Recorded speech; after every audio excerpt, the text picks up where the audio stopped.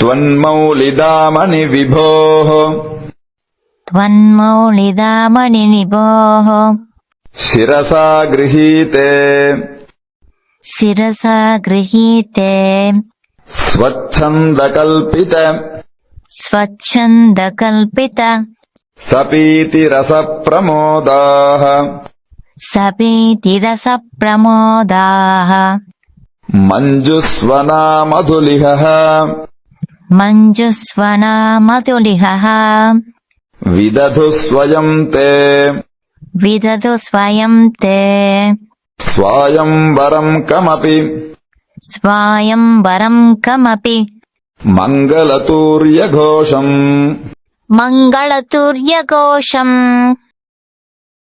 ஆண்டாளே, தாயே, உன் மாலையின் மீதுள்ள பிரியம் காரணமாக பெருமாள் அதை தன் சிரசின் மீது சூடிக்கொண்டார் அல்லவா?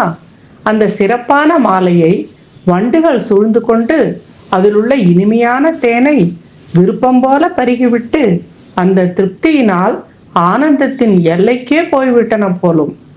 அளவற்ற அந்த சந்தோஷத்தில் அவை எழுப்பும் அந்த ரீங்கார சப்தம் இனிய இசை போல இருக்கிறது.